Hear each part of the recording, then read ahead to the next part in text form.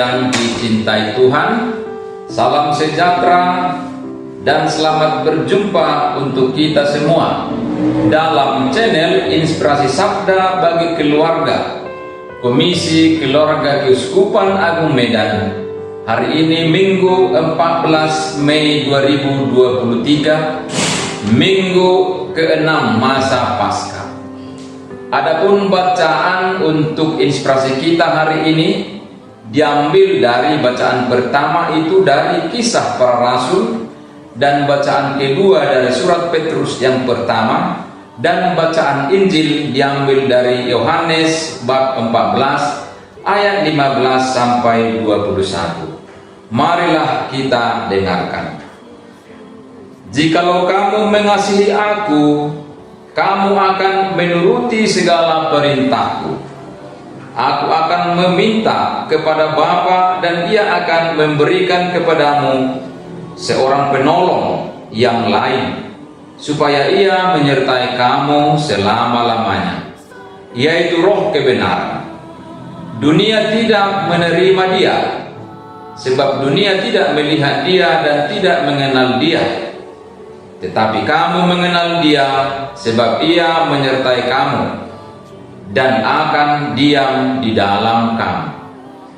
Aku tidak akan meninggalkan kamu sebagai yatim piatu. Aku datang kembali kepadamu, tinggal sesaat lagi, dan dunia tidak akan melihat aku lagi.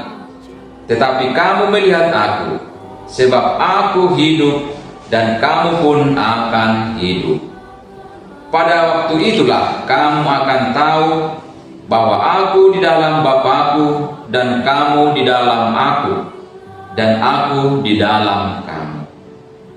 Barang siapa memegang perintahku dan melakukannya, dialah yang mengasihi aku. Dan barang siapa mengasihi aku, ia akan dikasihi oleh Bapa-Ku, dan aku pun akan mengasihi dia dan akan menyatakan diriku kepadanya. Demikianlah sabda Tuhan. Terpujilah Kristus. Saudara yang terkasih, adapun judul inspirasi permenungan kita hari ini adalah saya harus selalu bersatu dengan Allah. Dalam bacaan pertama hari ini yang kita dengarkan, yang dikutip dari Kisah Para Rasul, mengisahkan pewartaan diakon Filipus yang disertai dengan tanda-tanda dan karya nyata, menghibur dan menyembuhkan orang-orang sakit.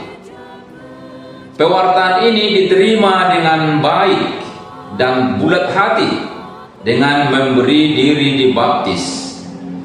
Usaha pewartaan ini makin diteguhkan dengan hadirnya Petrus dan Yohanes untuk mencurahkan Roh Kudus agar jemaat semakin dewasa.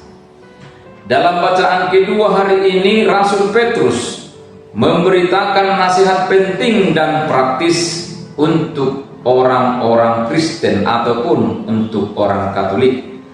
Harus berani menjadi saksi pengikut Kristus saat menghadapi fitnah dan tuduhan yang memalukan. Haruslah bersikap lemah lembut, hormat dan sabar. Sedangkan bacaan Injil hari ini mengisahkan mengikut Yesus berarti mengasihi dan melakukan segala perintahnya.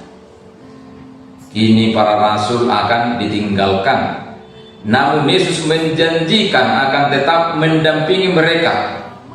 Yesus akan meminta kepada Bapa untuk mengutus Roh Kudus. Dengan sangat tegas tadi dikatakan demikian. Roh Kudus yang akan membuka mata iman mereka agar dapat dipersatukan dalam keteguhan cinta. Keteguhan cinta kasih Bapa dan keteguhan cinta kasih Putra. Kunci untuk selalu merasakan kehadiran Roh Kudus dalam hidup kita adalah mengasihi Tuhan dan mengikuti perintah-perintahnya. Tentu ini adalah suatu instruksi yang sangat sederhana dari Tuhan, tetapi sangat sulit untuk diikuti banyak orang. Jika kita tidak merasakan kehadiran Roh Kudus yang membimbing dalam hidup kita, yang kita rasakan justru kehadiran iblis, sehingga kita menjalani kehidupan yang penuh dosa dan terganggu dan sangat rumit. Saudara-saudari yang terkasih, apa yang menjadi kesan yang dapat kita petik dari permenungan bacaan-bacaan suci pada hari ini? Saya harus membuka diri, membuka hati, agar Roh Kudus yang diutus itu dapat mengusir segala bentuk kejahatan dari dalam diri saya. Jika Roh Kudus itu tinggal dan diam dalam diri kita, maka kita pun akan merasa bahagia, merasa damai. Maka marilah tetap tinggal di dalam kasih Allah, seperti Ia sendiri tinggal di dalam diri kita.